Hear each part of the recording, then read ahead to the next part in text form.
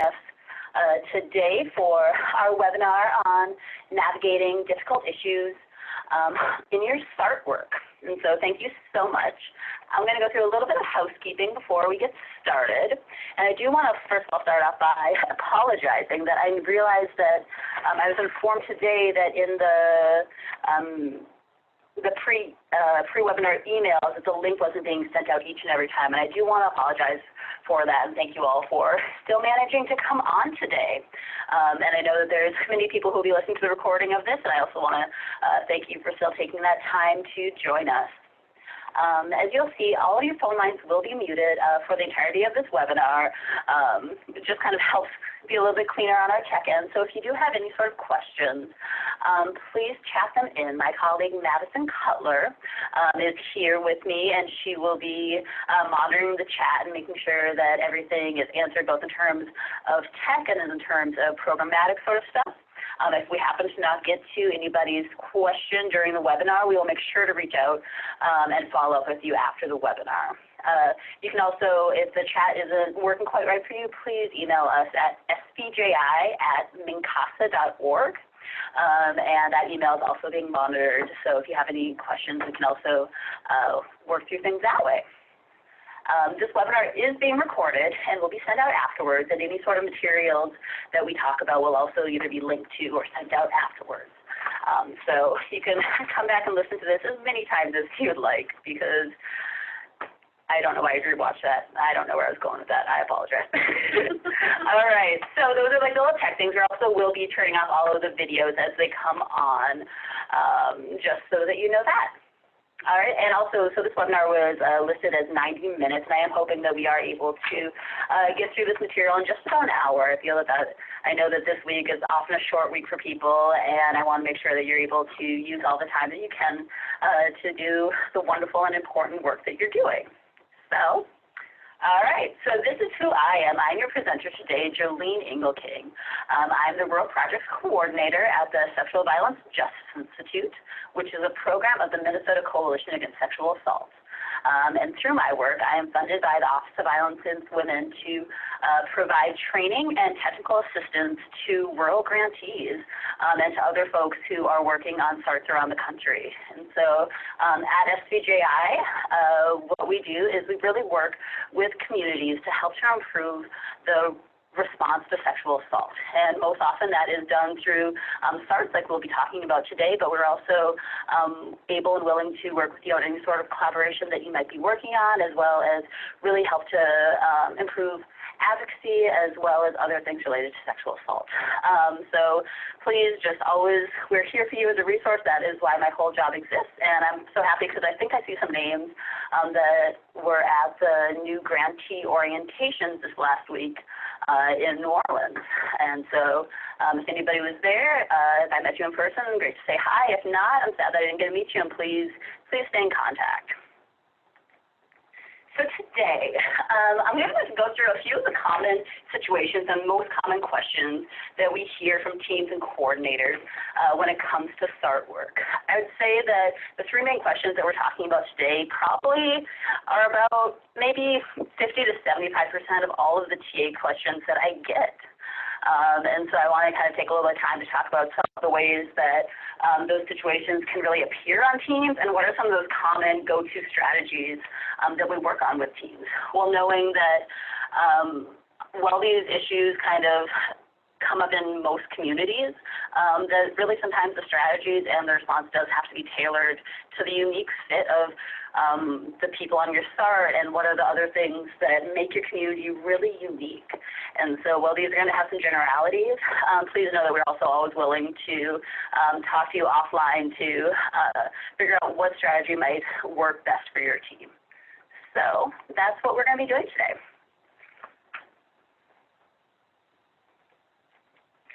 All right, so the first question, which is probably the most common question that I get, is how can we do work when a key discipline won't participate? What can we do if we can't get everybody at the table? All right, and so what this kind of looks like for teams, it most often comes up when there's key players that aren't at the table. We often hear about how teams don't have a steady law enforcement presence at their team, or that prosecution isn't able to make it. Sometimes the medical staff will not attend meetings, or else the community might not even have a medical response, as well as advocacy. And so sometimes it's people who the community is just not able to sustain a strong advocate response or a strong medical response in order to have people at the table, or sometimes it's these disciplines exist within the community and they're not wanting or not being able to participate on the SART. Sometimes people even sign like a memorandum of understanding or some other sort of formalized agreement saying that they will participate in the SART, but then they just don't show up. Or else sometimes people will attend on occasion, but they really won't participate. So there'll be a seat filler, a seat warmer, but they're not really adding to the conversation, and they often don't come to the meetings prepared. Or sometimes people show up and they act negatively during the meetings, and that can really put a damper on the really good work that the team is trying to do. And so please chat in if this is something that you are seeing in your community, how it might manifest, what that might really look like.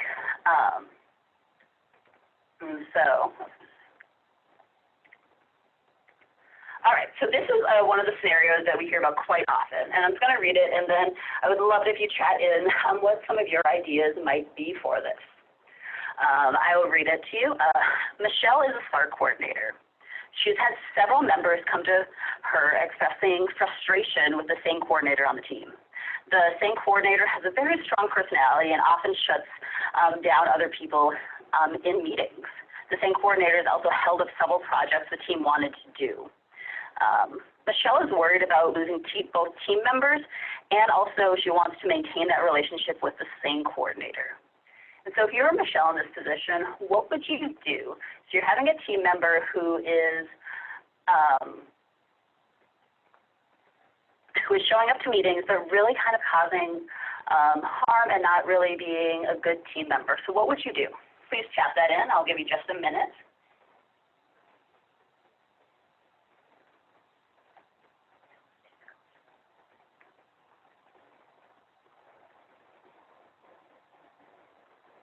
All right, thank you all. And so in situations like this, which happen all the time, there are a bunch of things that we talk your teams with doing. Perfect. So one person said that they should refer to the group agreement. So kind of using that MOU or using that agreement as an accountability tool. And that is something that can often be really powerful, especially if there is funding that's attached and that they're benefiting from. Speaking with somebody privately, and so there's times where things can and should be addressed within a meeting, and other times where it is better to be working with somebody outside of the meeting and talking with her or them about that behavior, and sometimes it's also worth escalating that to talking with other people at that organization.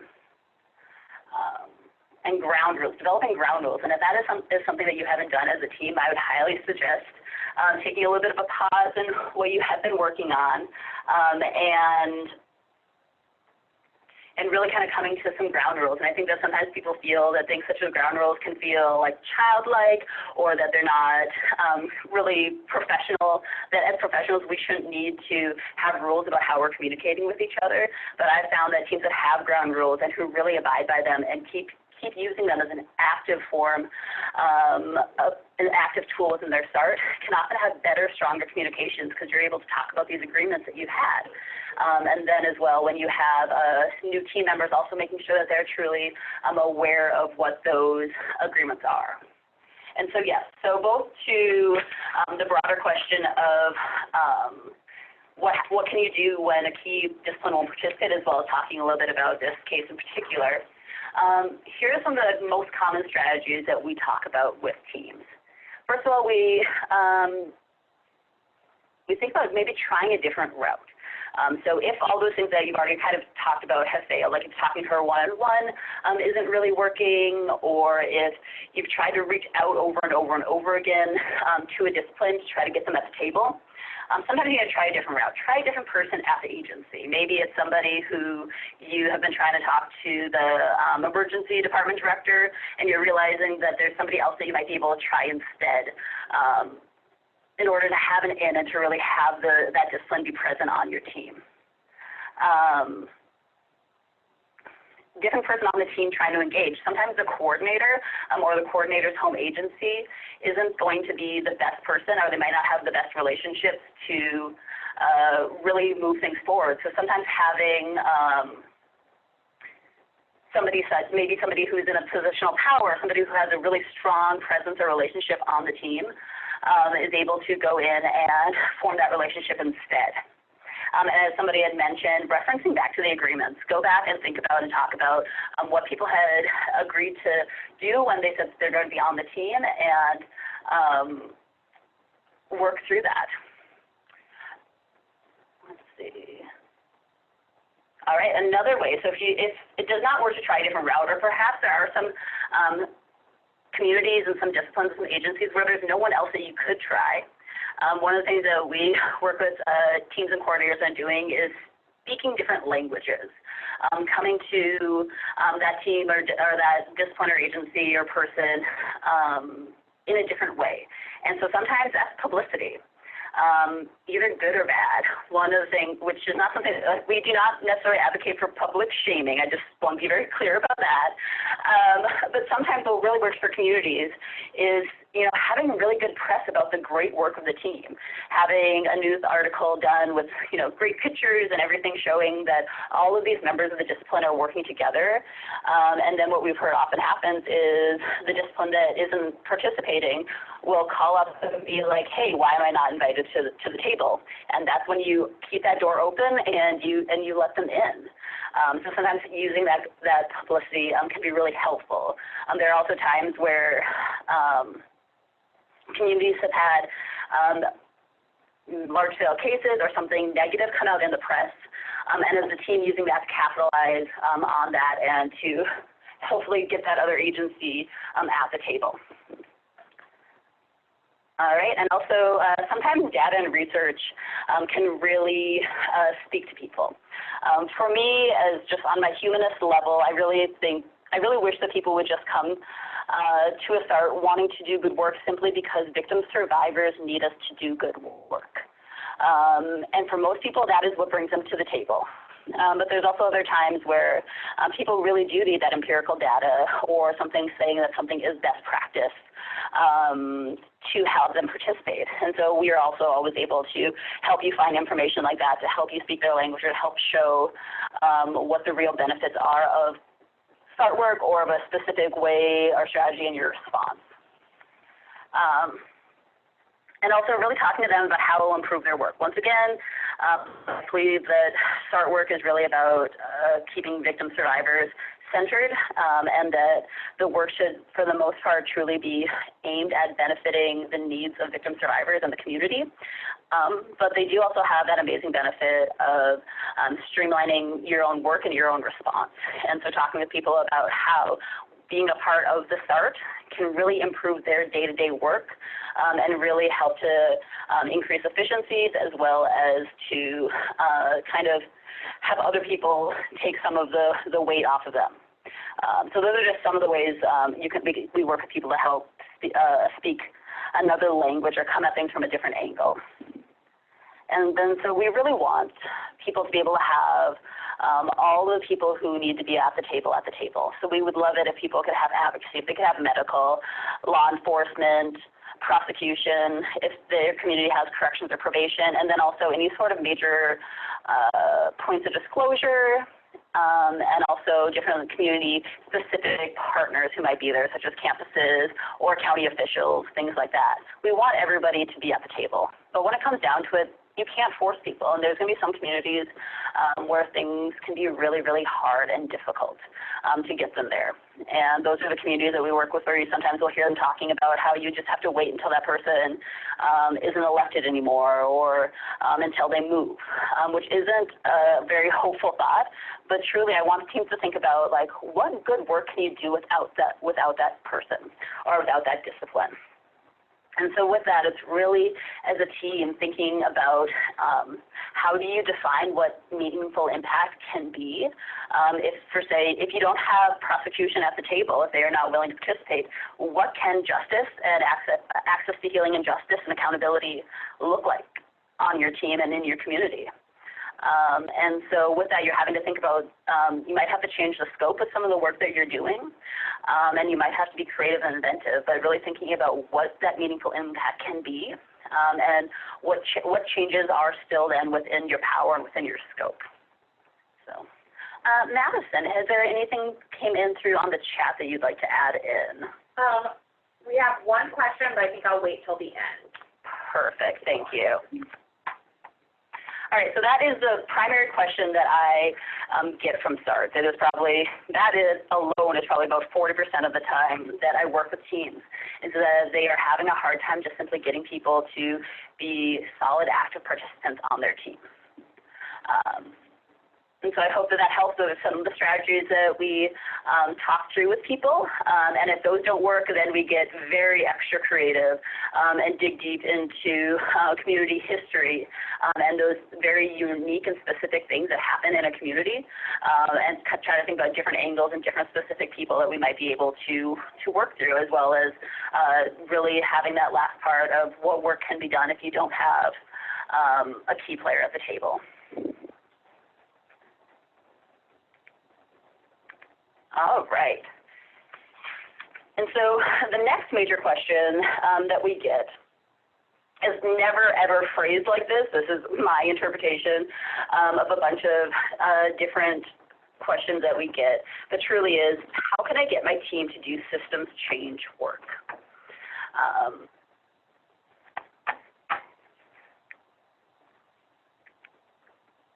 All right, so what this can look like on teams can come up in so many different ways. It is teams who have entered into a prolonged protocol writing phase. I'm talking about we've worked with teams who they had been working on writing their initial protocol for 10 years.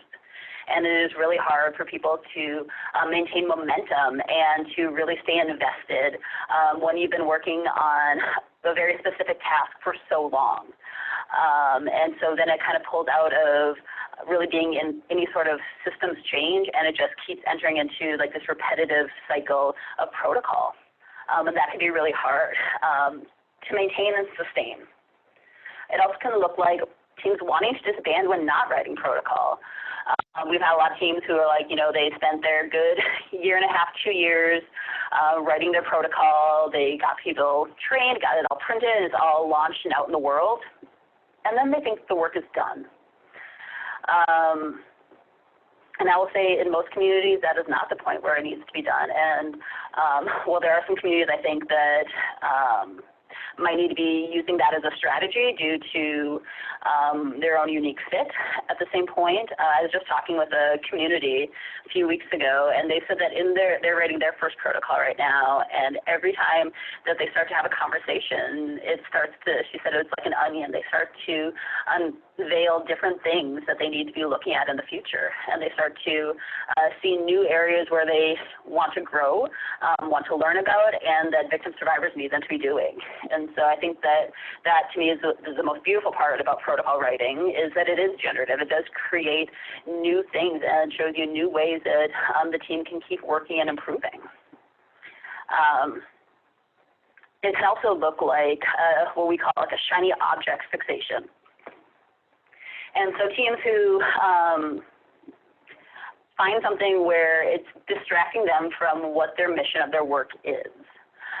Or it's related to a mission, but it is really just taking a lot of time away from like the year plan that they had, or from something else that they are being tasked with doing. And we're seeing this happen sometimes with sexual assault kits.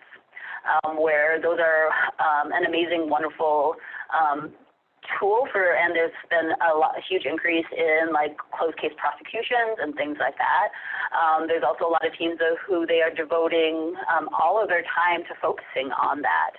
And they aren't really being as attuned to some of the more active cases, or else addressing some of the other parts of the response that could still be seeking improvement. We also have a lot of communities who are wanting to expand to working with things like sex trafficking, or who are wanting to also add child sexual abuse or domestic violence. And I think that they kind of keep getting pulled and get really excited about all these things, but when they have so much on their plate, it can be hard for them to have anything done.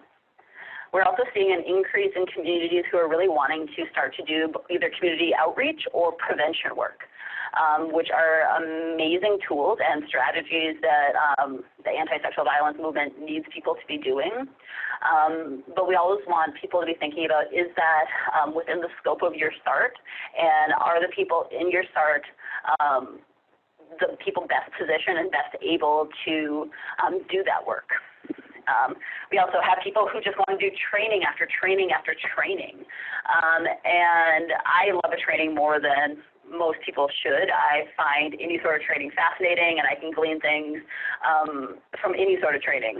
But at the same point, I worry when teams start to fixate on doing training after training, because it can lead them to one thing. A lot of these trainings aren't being institutionalized. They're training the people who are in that moment at that, or they're sending, like 2 people to do it, and it's never coming back and being institutionalized into people's home agencies or onto the team as a whole. And so it's not really going to be moving on. It's not really going to be embedded in the work. And so then you'll just be sending people to trainings over and over again. And that's not necessarily always going to be the best stewards of time and resources, if you're not thinking about how things are being codified into protocol or policy, or what are the changes you're able to make with what you've learned at these trainings. And we also see people really wanting who get frustrated with the bigger work of systems change, of taking that macro look and thinking about how are we fixing things and improving the response for the vast majority of victim survivors, and taking that look rather than working on that active casework, which is so necessary. But we see teams who start out as systems change focused start to want to go into active casework. And that can supersede or take over from all the other work that they're doing on that macro level. And truly, some of this is under the scope of a SART, or at least most SARTs, and that will depend on your funding, your philosophy, your community. But what's hard is when it takes away from the bigger scheme, or when it doesn't allow for things such as checking in and doing more evaluation or projects and seeing how things are actually panning out in your community, or looking at those longer scale projects that you could be doing. So this idea also can come up as meetings are monotonous. That's another phone call that I get a lot, is that, people don't feel that their meetings are the best use of their time. They show up, they say hi, and it's not being productive, and it seems like the same thing month after month, and you're meeting simply to meet, which isn't necessarily improving relationships, and it's not doing what victim survivors need people to be doing. And also, kind of at its worst, it starts to happen when people stop showing up. They start being able to be engaged. They stop feeling that their voices, that the meetings are worth their time, that the SART is worth their time, or that they don't have anything valuable to contribute because of what's happening. So before I continue on, Madison, is there anything else you'd like to? Perfect. All right. So with this kind of overall question of how do I keep my SART focused on or wanting to do systems change, what we can see, another thing that we can see a lot is how teams enter into crisis mode, where all the members of the teams are basically crisis responders by nature. Advocates are, law enforcement are. You're so used to having to work on a specific issue that it's hard to, that you're in the habit of being reactive. And I know that's always very fun when people start at our work and they're coming from like a direct advocacy program or doing direct service, and it's so hard for them to realize that not everything is crisis. And sometimes when you have the ability to pause and step back, you're able to do better, longer-lasting work. But often on SARTs, you don't have that ability, and that's why we always like to try to hold SARTs as that one space where you can do that.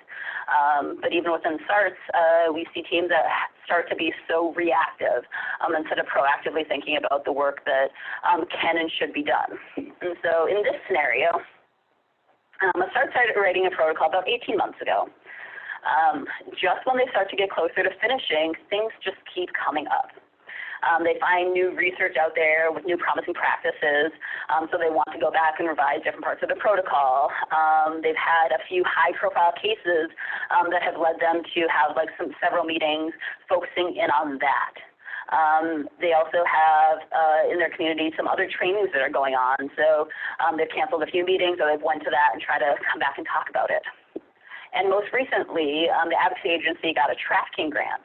And so the advocates are really wanting to incorporate the sex trafficking and exploitation information into the SART protocol. And people are just really getting frustrated that nothing seems to get finished, that they're just bouncing. What would you suggest to the team coordinator in this case? I'm going to give you a minute to type things in, and then we'll share the responses that, both that I would do as well as what people are recommending.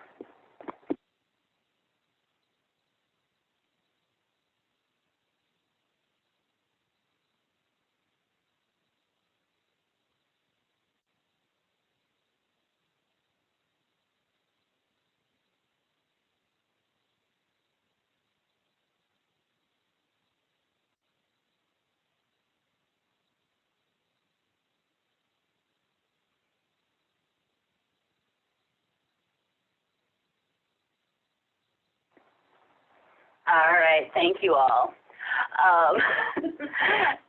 Somebody had said to ask the key players, not the large group, and really make some decisions and share that with the team. And that is true, as I'm one of the people who I would love for every decision to be made collectively, but at times you really do need to just hone in and have a few people or to simply have that decision be made. Somebody else suggested probably what I would start with this group is setting deadlines. And I think that that is something that is such a powerful, powerful tool. And also, I want to thank Heidi, who says, finish the SART protocol, which is one of those things that sometimes you just need to finish that up. There's always going to be those things that keep arising or that you could go back. And that's the thing, a protocol to me is really meant to be a protocol guideline, whatever you call it in your community. Is really meant to be a living document. It is not meant to be the be-all, end-all, and I know that that can be hard when things are printed, but there's always new things that happen in our movement. Picking a goal or initiative. I like working with teams, especially. First of all, I'd say this team should finish that protocol, but then I think they need to take that pause and really have a conversation and start to prioritize those other things that they want to be doing or need to be doing. And I do want to add that somebody says, please do not include a trafficking protocol without survivor input and trafficking advocates. And that is another caveat to this whole thing is the SART the best place for all of those things to be included? And things can get very muddled and almost unusable and not really benefiting victim survivors or responders if you're adding in every single thing. And it can actually be causing harm to victim survivors too throughout that. And yes, so thank you all for that. I feel that there are so many communities where this happens in, and people just sometimes feel stuck because coordinators are getting so much pressure from all these different sides to do all these different things. And especially with a lot of people who are coordinators kind of just got tasked with it. They came in with a passion for, working prosecution or working in advocacy, and this ended up being a part of their role. And they don't have the training on facilitation or group dynamics. And so they end up just getting kind of lost. And so I really appreciated everything that you suggested, and that's almost all of what I put on here. And so part of that is, creating a plan. That's what people talked about. For those of you who've been around SCJF for a while, we talk a lot about having a continuous improvement process. And for us, if you remember that, we have a little three-phase cycle or phase of the systems change where you're assessing the status quo, seeing what is really happening in your community. From there, you make change, be that protocol development, be that changing how your SART is working, be it other projects or tasks that your team is wanting to do. But you're making some sort of change with that information that you've learned. And then you're measuring the change. You're saying, did that really do what we wanted it to do? You're celebrating the successes of things that go well. You're also really looking at those unintended consequences that sometimes come with decisions. And you're also seeing what is that impact on victim survivors. And then from there, you're getting so many more questions and other things that you're wanting to think about. How is your community doing again, and more changes you're wanting to make. And so we always want people to be in some sort of continuous improvement process. There's always room to grow, always room to learn. But you're creating a plan, hopefully kind of outlining that. When teams are kind of getting in this stuck phase or not wanting to do systems change, taking some time for some communities is to generate ideas and also having people bring some of their own ideas to share. So you're wanting the team, SART work is best when it's co-created. We found that when people have buy-in from the very beginning, they feel a lot more invested in the process and in the outcome for that. But at the same point, sometimes coordinators really just have to have a few ideas to pop at the table for people to wrestle with. And yes, as we said earlier, timelines are so incredibly key. It can help people feel bought in. Having short incremental goals throughout that will also help to maintain the momentum, as well as having clear roles and responsibilities about who is supposed to be doing what. And understanding that everyone is incredibly busy and that the work of a SART does have to be spread around a little bit. And thinking about what can people realistically commit to and how are you going to be holding people accountable for things that they do agree to do.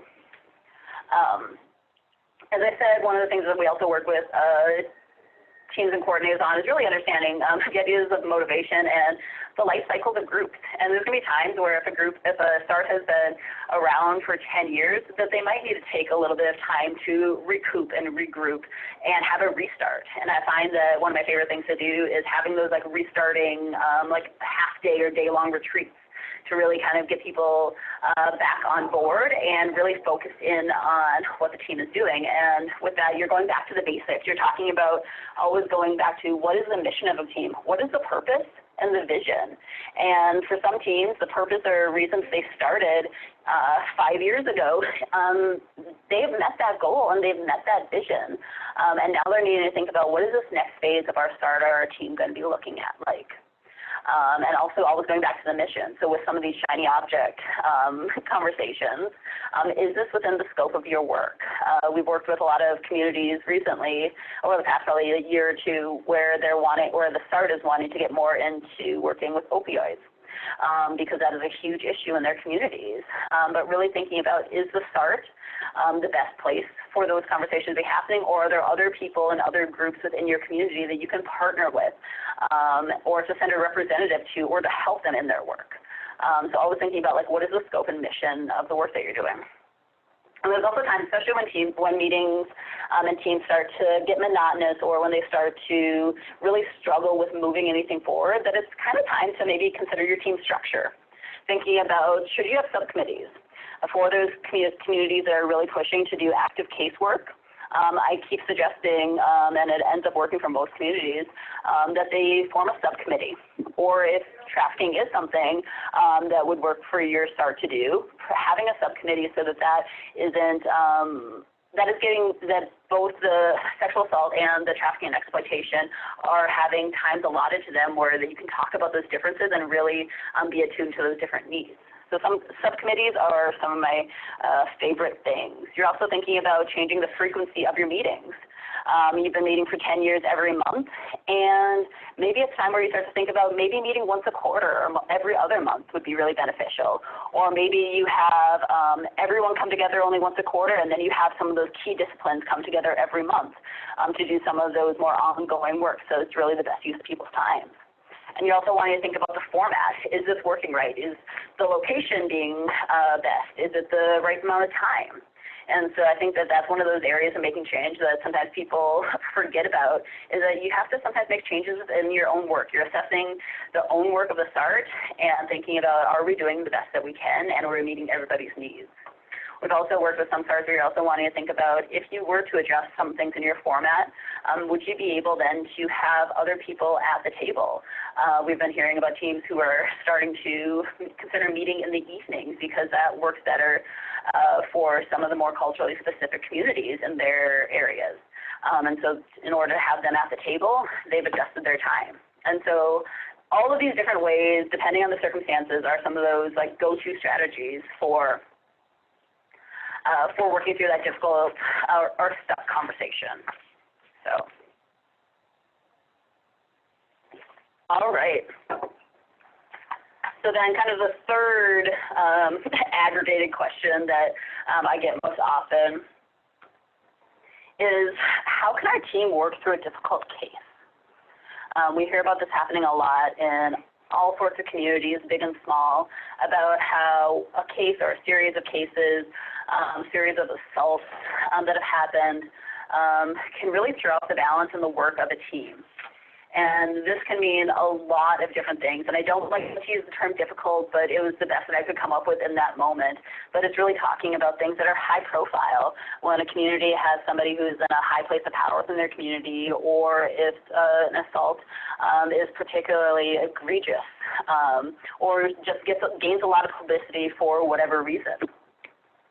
That can really impact the work of the SART and kind of start to derail things and shift the focus of the work to really working on focusing in on how to, what are the optics of their SART, what are things that they need to be thinking about, and what are those changes they really need to be making. Difficult can also mean where things went really wrong, where you have protocols in place and they weren't followed.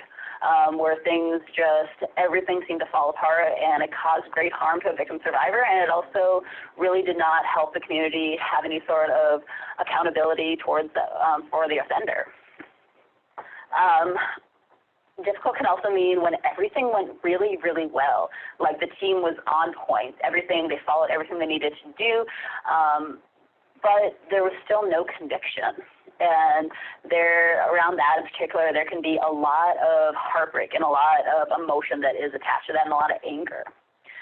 And all of these different things, as well as other cases you might want to task as difficult, it can really create concerns around the system's response. It can have people thinking about trust, both in terms of what does community trust look like, as well as trust among team members, as well as there's a huge emotional impact that can come with some of these things, and that can be tension. That can be frustration about people who they want to say drop the ball in certain parts. It can be disappointment, anger, disbelief, and true sadness. People often, sometimes in some of these cases, they want to give up on this SART work and think that it's better for them just to focus in on their own individual discipline. And so with that, people can also get very insular. And you see that happen with all of the disciplines, in particular if they're the ones who are kind of facing a lot of scrutiny, especially if there's a lot of media attention around them. That is when we hear about law enforcement retreating back to just be with their own, or when prosecution goes to their own, or advocacy stepping out away from the group. And so all these things can happen, and even though teams are the SART that we work with who are systems focused, are really on that macro level, these certain specific acute cases can really have an impact on the whole team. And we went through a phase where it seemed like most calls that we were getting were related to this, like how do you bring a team back from a situation like this? So this, I'm going to be honest, is actually something that has happened recently in my hometown. And I think that, especially given the work that I do, it frustrates me and it breaks my heart and it makes me want to create a lot of action. But for this difficult situation, is what I call team member misconduct. And I've also seen this manifest in a lot of different ways, where it's a singular team member who has caused harm in the community or in the meeting itself. And then how does a team as a whole handle that? So a sheriff's deputy was arrested for using his position to coerce an adolescent into having sex with him. While he was not the primary representative on the SART for his department, he had attended several meetings and trainings, and so he was a part of this group, a part of the SART, working towards systems response. What are the main concerns you think that would come up for a SART, as well as what do you think they could do to address these concerns as a team? Once again, I'm going to give you just a few moments to kind of think about this, like what would you do if this happened in your community, and what could they do to address these concerns?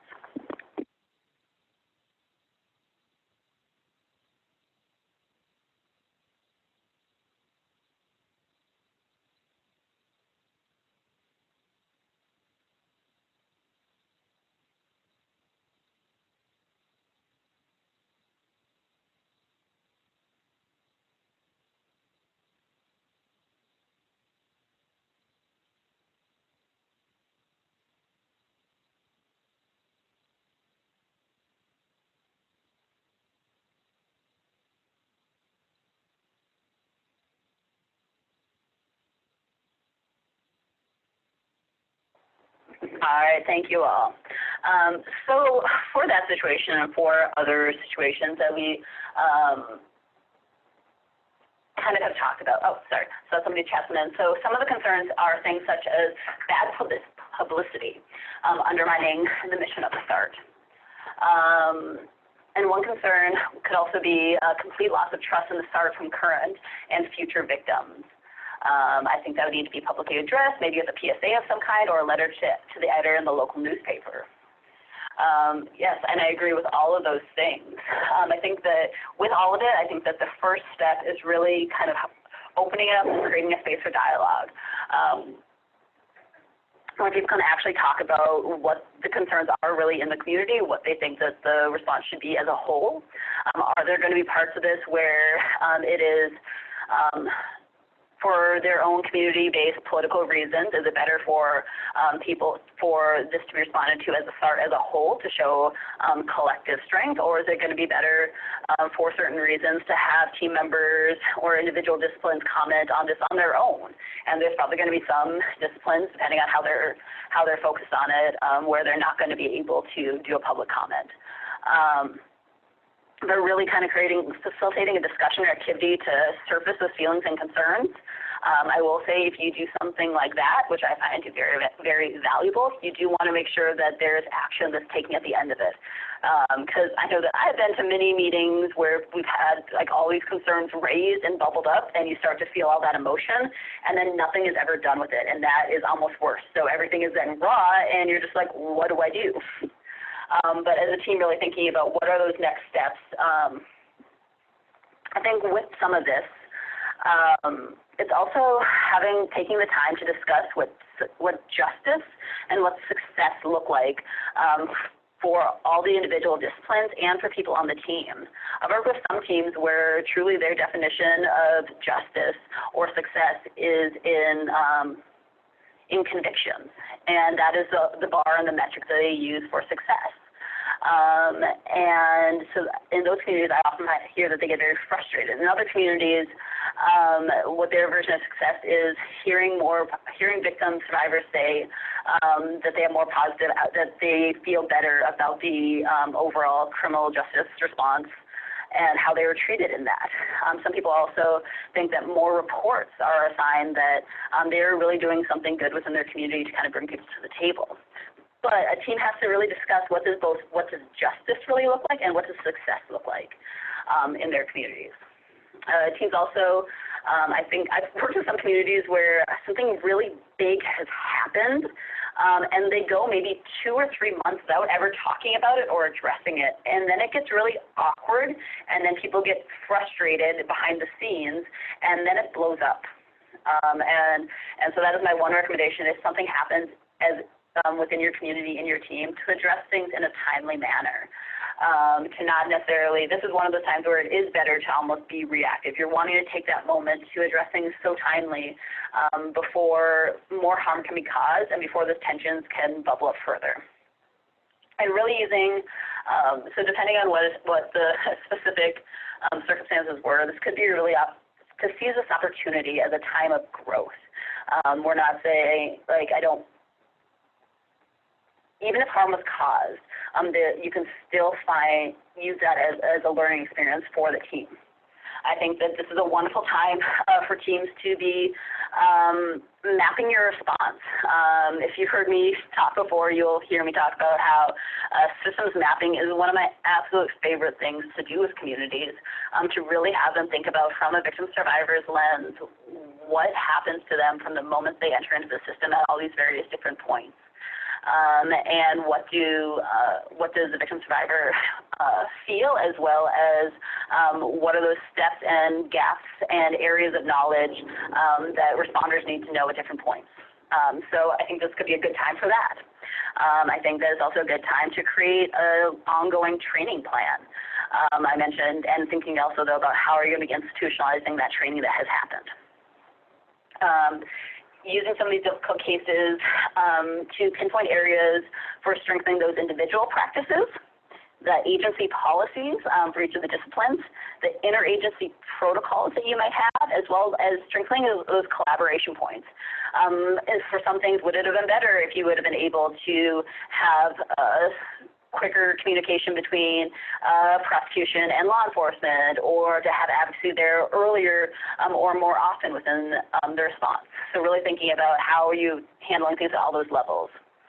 And what a lot of communities end up doing at this point is either kind of taking a pause to do what we call a case file review, which would be looking at multiple closed cases that have happened to see if some of these things are anomalies, or if there actually are themes and bigger gaps within the system, and also where in your system is going really well that you can leverage that and help to incorporate those things into other parts of the response. Or also people will do case presentations, where they've taken this case that went really well but might not have gotten a conviction, or they've taken a case that went really badly and they will present on it from start to finish. I always want to caution teams as they enter into doing this to really think about what are they going to do with the information that is found, what is your intent behind going into it.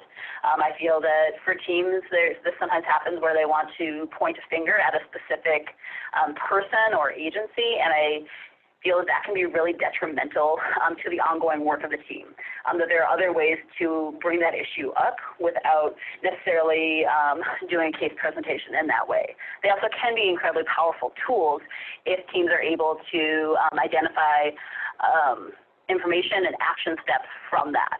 And so also seizing the opportunity, as we talked about, like for the media, for thinking about how can you take control of the narrative.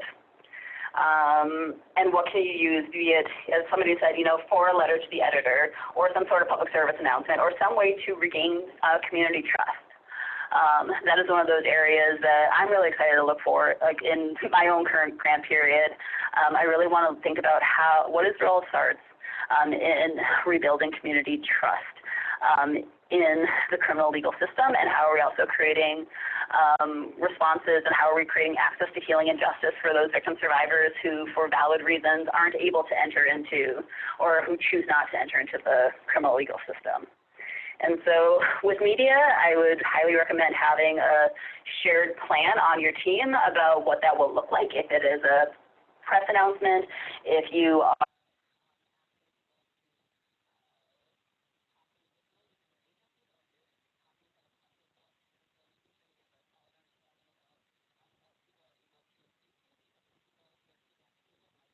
who are able to talk to the media, but also what kind of narratives are you shaping? There's even some communities that we've been working with recently where they've had a lot of bad media backlash due to a lot of plea deals that have happened in their community. And so they're wanting to take the moment to kind of talk and educate the public about both the pros and cons of using plea deals. And so I think that's a great moment of community education as well, and to an extent, what is jury education? So, all right. And so those are kind of the broadly three main questions that I get as a TA provider, and some of the most difficult things to handle. And I've tried to break them down into very simple things, even though they aren't, because these are communities' lived lives. These are victim survivors' lived experiences. And so we're wanting to, I did not mean to diminish or break those down too far, but really just trying to offer some of the strategies that we often employ with communities as they start to navigate and walk through those. And so please chat in, what are some of the other overall difficult situations that you've seen SARTs face or that you're going through right now in your community? And then I do have two other kind of ones that I have thought about. So if you just want to chat in any other things that you've seen difficult situations that SARTs face.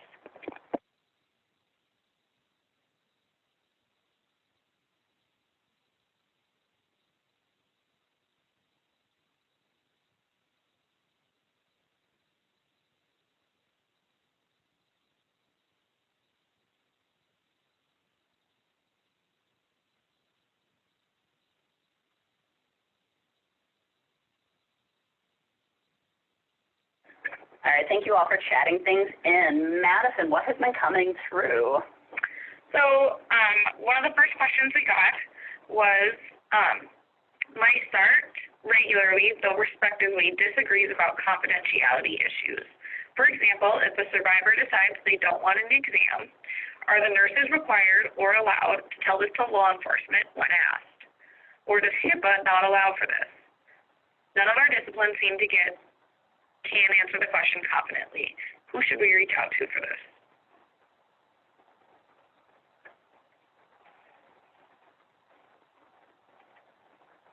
Oh.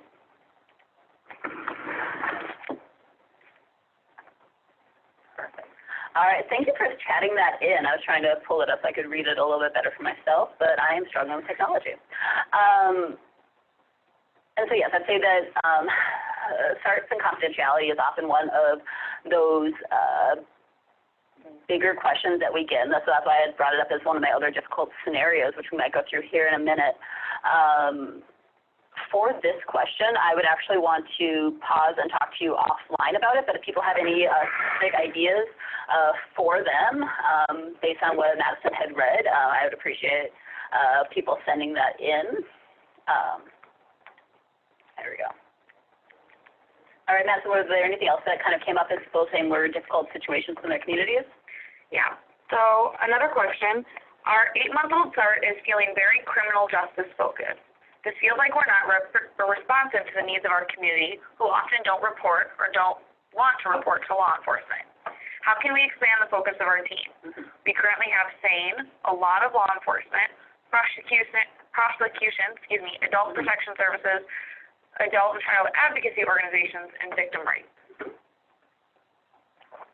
And for that, yes, I think that there are some conversations that you want to be having within the team about does the team as a whole want to expand within their regular SART meetings, and what is kind of the purpose and mission of your team as a whole.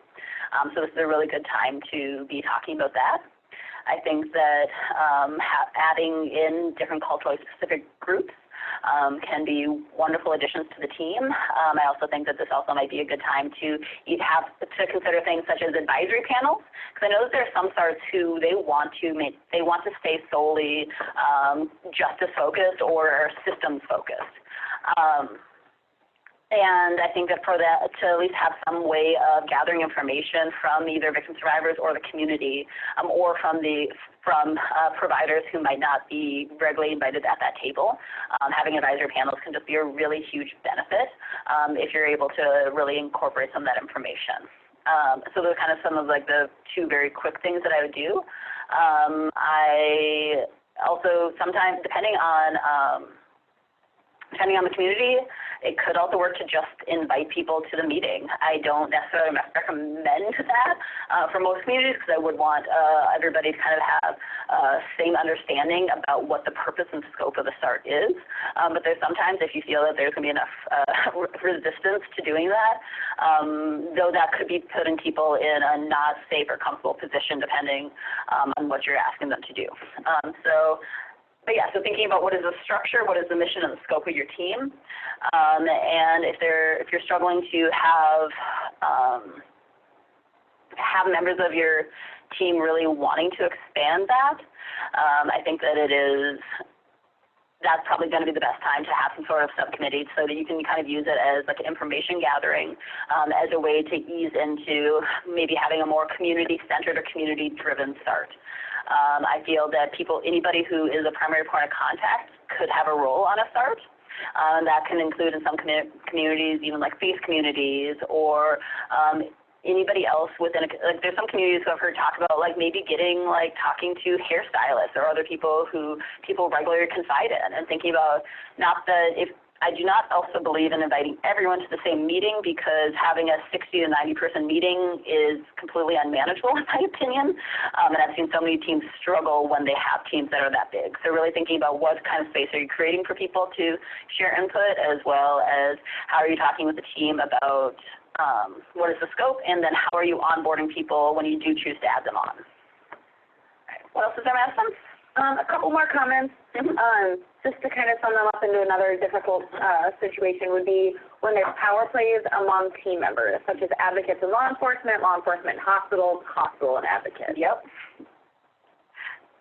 That's all I have to say on that right now. There's a lot of resources that we can share on those things. Perfect. And there's also, one on there that I see, kind of links back to that last question about what is the thing says advocates hesitant to work with law enforcement. And I've heard that happen both because sometimes it's hard for people who have experienced their own trauma, and I was going to say several people in advocacy, that is not the right way of phrasing that. There are people who go into advocacy to help people because they have been experienced sexual violence in their own life. And for them, having somebody at the table who has a gun can be a huge trigger for them. There's also some people who feel that law enforcement, that the criminal legal system is no way to offer any form of justice. And so I think that I've been working with a lot of communities about how you come to an understanding about talking about what is the different lens and framework that all the disciplines are coming to.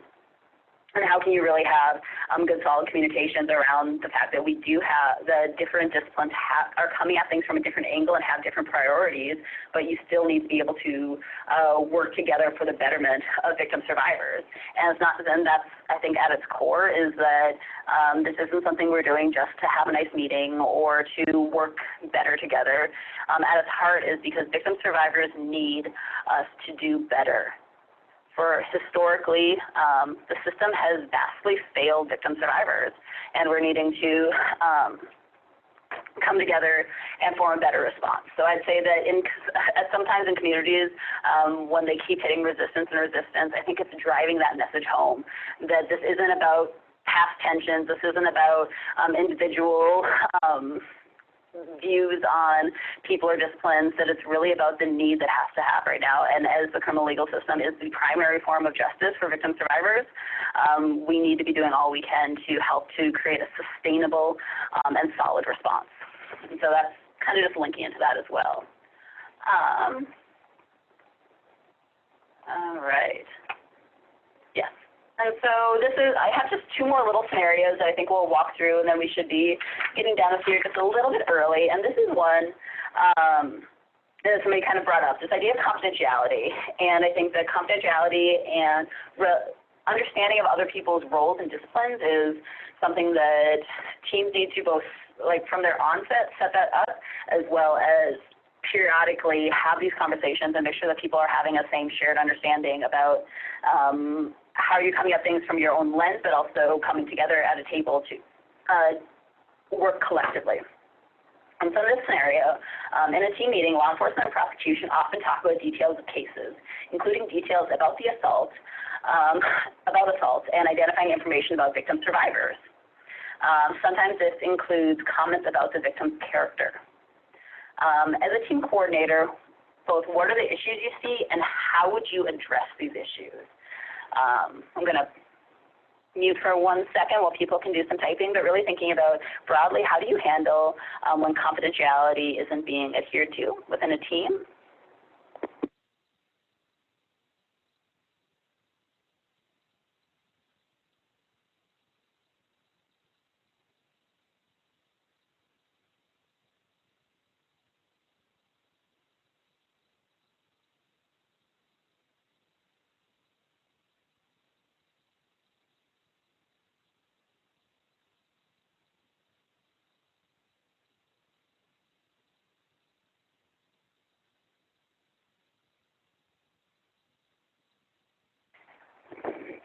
All right. So for me, when I wrote in, so I created the issues apparently. These are things that we see so often. And yes, so somebody has chatted in now that within like an MOU or within some sort of written document, perhaps even like your protocol, you're having something that talks about and defines the different confidentiality, privilege, privacy requirements of the different disciplines. As well, also, if you are discussing cases, be it active case management or doing closed cases, really setting strong parameters about what can and should be shared and who is going to be doing that sharing. Also, I want to talk a little bit about personally identifying information and how for many people within their funding streams, they are not allowed to be sharing any sort of personally identifying information for victim survivors, which could possibly lead to them having funding pools pulled, as well as it's also just not good for victim survivors. There's also kind of, sometimes it creates power imbalance, or just some hard feelings around the fact that there are some disciplines who, even if they are legally allowed to share things, they're also then working with people who are bound by other privilege, privacy, confidentiality requirements that don't allow them to. And so we often hear in teams about how people think that other members are being obstinate or they just don't want to share. And I think that can get very hard. There are some teams who try to get around this by doing like at every meeting have people sign a confidentiality agreement. And I do want to caution because from everything that I've heard, most people interpret that as not superseding your own victim or your own privacy, privilege, confidentiality requirements as well as your own funding requirements. I just do want to caution against those like confidentiality requirements, like to rule all confidentiality requirements. And also, though, to address this, so it's having those conversations, I think, about both calling things out in the moment if things are entering into a territory where people might be sharing information they should not be sharing within the scope of the team. It's also talking about, is this the right place within the team? If people are wanting that sort of space, because there are communities where this might be one of the only times where they're actually in the room with other, law enforcement officers or other people who might be able to give them ideas, is there a way to create space perhaps after or before the meeting to have those conversations? It's also really talking about what are the different requirements and having that clearly delineated, as we said. I mean, I worked with a SART nurse for about 3 years before she realized that, because she was getting frustrated that I wasn't sharing with her all the information that the victim survivor had told me as an advocate. And I finally had to have a conversation with her about the privilege that came, that in Minnesota the advocates that victim survivors have privileged communication with a sexual assault advocate. And so we'd worked on a SART together and done this work together for so long, but those conversations had never happened. And it was really eye-opening for me. And at that point I realized that we needed to do a better job as a community in talking about things like that. So that's some of how I would address it. I would just be having a lot of conversations and calling things out in meetings, as well as creating places where that is actually written and codified.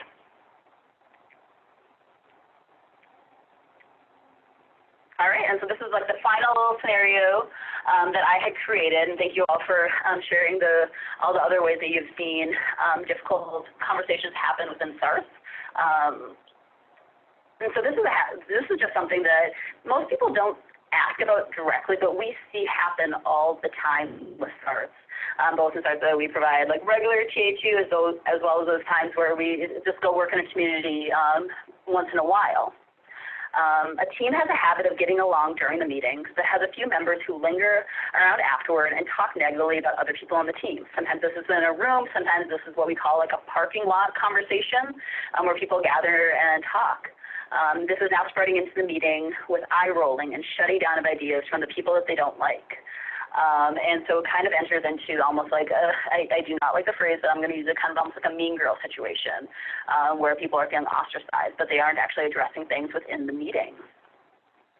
I'm going to just kind of take time and answer what I often say with people is I think that this is a time where the coordinator really has to step up and not allow these sorts of conversations to have, because people should be able to share, for one thing, people should be able to share within meetings things that they're having issues with. So there should be enough space where people feel comfortable and able to talk about conflicts that they're seeing or feelings that they're having about what somebody's saying.